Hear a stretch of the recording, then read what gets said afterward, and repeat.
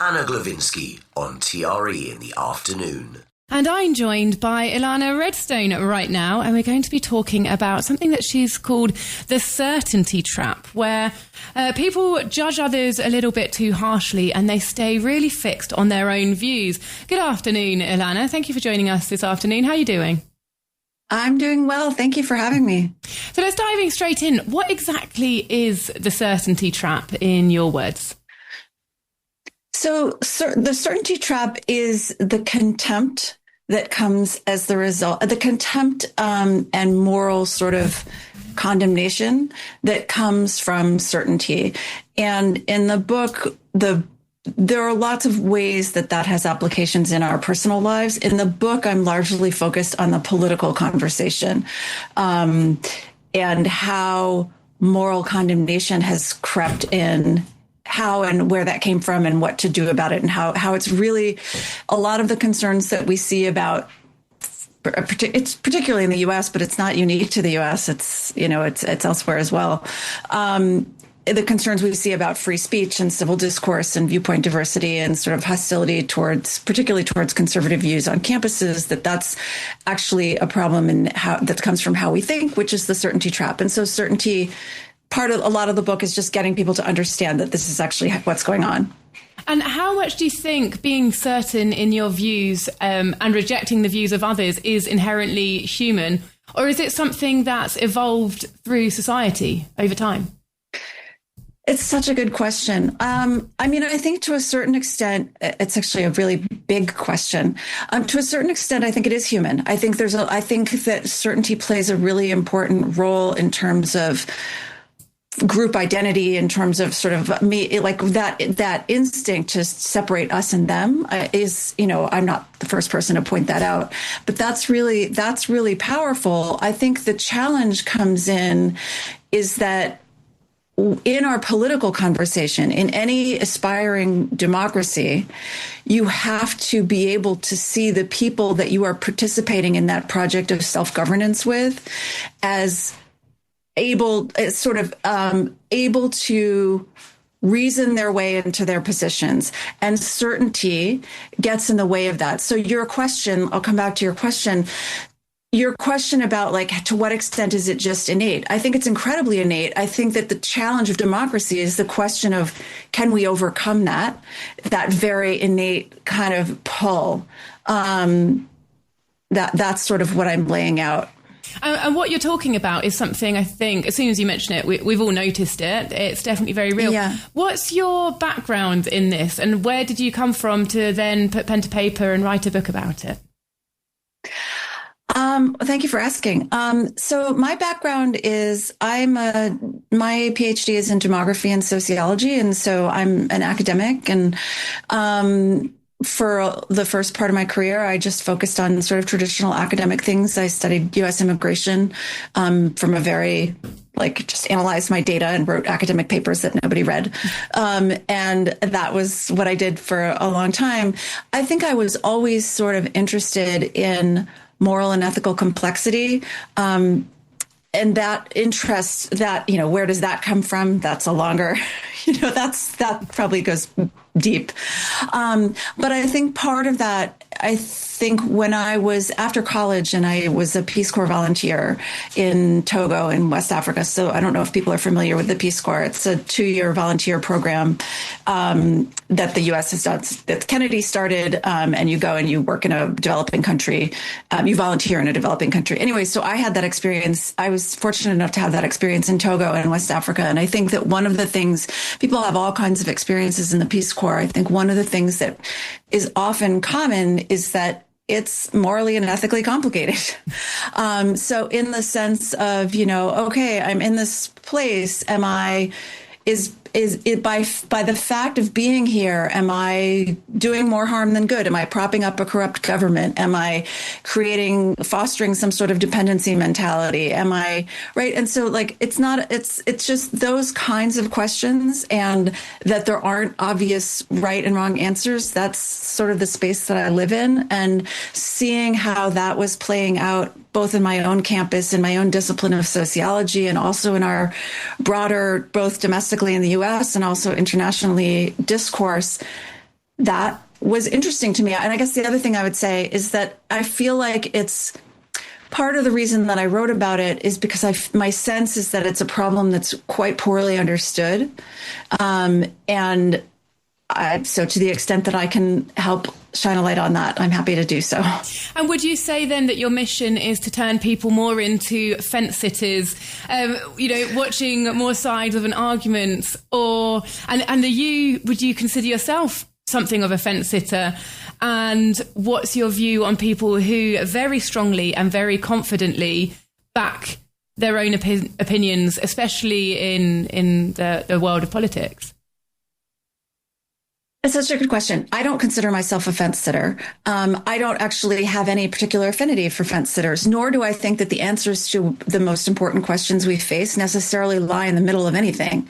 I think that what certainty does is it keeps us from making our assumptions clear and explicit, because we think that they're so obvious that they don't need to be said out loud. And when we don't say things out loud, when we don't name them, no one else gets a chance to sort of question them. I'll just give you and this goes back, there's philosophy this goes back a long way. But if I say smoking is bad for your health, and we sort of take that as given, if I'm assuming that you're going to then say, well, you shouldn't smoke, right? The part that we're not saying out loud is you care about your health, right? Like that which seems obvious. It's a silly example, but imagine that kind of example if you're talking about immigration, pronouns, Black Lives Matter, anything. Like it's not that the answer lies necessarily in the middle. Where the right answer lies depends on what we're trying to do. And certainty keeps us from making those goals clear. It keeps us from making our assumptions explicit. And when we don't make them clear or explicit, nobody else gets to question them. And democracy is fundamentally about being able to question ideas and claims and all of the space of democratic deliberation. So I don't think of myself as a fence sitter, and I think fence sitting is fine, but I don't think it's necessarily the answer. And I guess the other thing I would say is there's nothing about what I'm saying that says that people can't or shouldn't have really strong opinions about things. You could have very strong opinions. The question that you're asking yourself is, can I come up with a version of somebody who objects to my argument, somebody who sees it completely differently, that would make sense to me? And so by make sense, I mean that I can't blame on them having bad intentions, being racist, misogynist, whatever, and also that I can't blame on them being ignorant. And so there's nothing. So can I come up with that version in my head, regardless if anyone's actually putting words to it? That's the question that you're asking, and that you should be able to say yes to. We should all be able to say yes to. That doesn't mean that you can't have a strong opinion. And does that make sense? Yeah, I'm so glad that you brought up some examples there as well, because that's sort of where I wanted to go next. Because you also talk about not judging other people, not being so critical of other people and their opinions. And so what you're saying is, by all means, have your own strong opinions, but try and understand where somebody else is coming from. Could you, I don't know if you have examples in your book, but could you give us like a real basic example of somebody who thinks X about one thing and how they might be challenged, but be able to accept the person who thinks Y on another thing, using a clear real life example?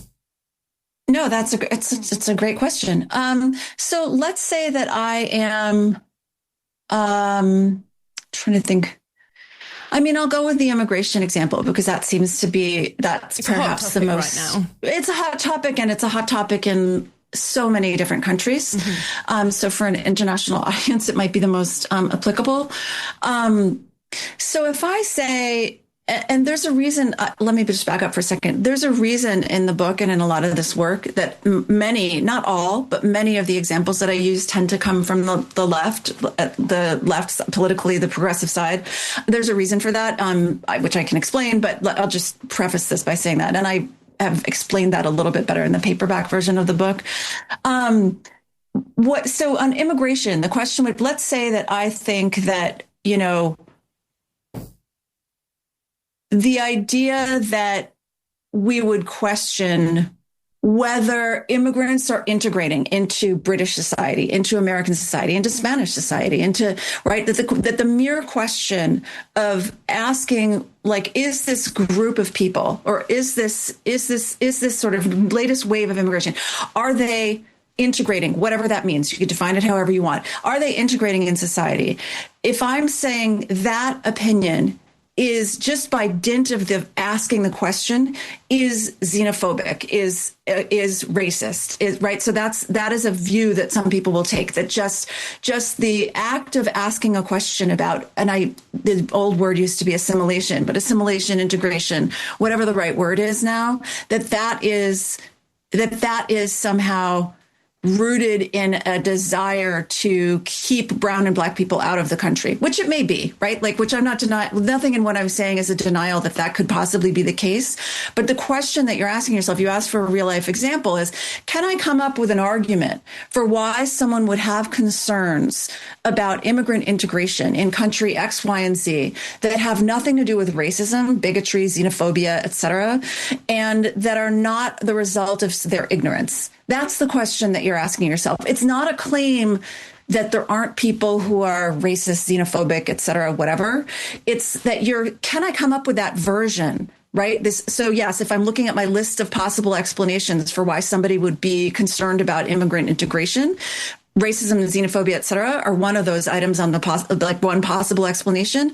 Can I come up with another possible explanation that has nothing to do with that? That's the question that you're asking yourself, and the certainty trap keeps us from being able to answer. But we should all be able to answer that. That's true across the political spectrum. That's true for almost every issue. And do you think the answer is going inside yourself and looking for it there, or is it speaking to other people who share opposite opinions? You have such good questions. I think that we tend to, the easiest way to answer it is by talking to other people. I'm not sure it is the best way to answer it. The reason is that, so talking to other people, this is where we sort of lean into, well, I'm going to put a liberal person in a conservative person, let them sort of hash it out and stuff, which isn't bad. I think that what that ends up doing is it's assuming that that the people involved are good at explaining their own thinking, which I don't think that's, first of all, I don't think that's always the case. I don't think any of us are necessarily well practiced at explaining our own thinking. The other thing that I would say, and perhaps the deeper point about why I think it's important to come up with it on my own, like to come up with the version of that argument on my own, regardless of whether it's coming out of someone else's mouth or not, is because when I come up with it on my own, I'm much less likely to find little ways to sort of pull it apart. I'm not, right, because I'm generating it on my own through my own thinking. And it has to do with this sort of inherent legitimacy of the position, and not making the legitimacy of the position a function of whether or not the other person explains themselves well. Because they may not explain themselves well, but that doesn't necessarily mean that the position itself is morally illegitimate intrinsically. Does that make sense? Yeah. So it's not about being the best versed, the best debater on the school debate team. Right. Right.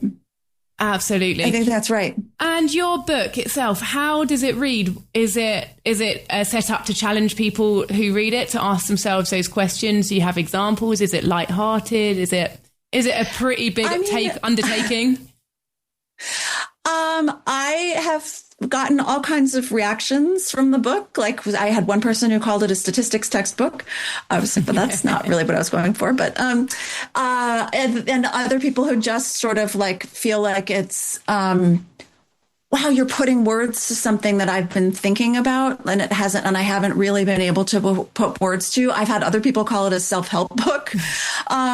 So I think I try to keep it lighthearted. To this lighthearted. I mean, there's a lot of, to me, I try and walk a line between sort of keeping it lighthearted, but also it's a very substantive argument, and it's also somewhat philosophical, but making that accessible. So there's a reason I deliberately published the book with a trade press and not with an academic press, because I wanted it to be accessible to a non-academic audience, and people can argue about how well I did that.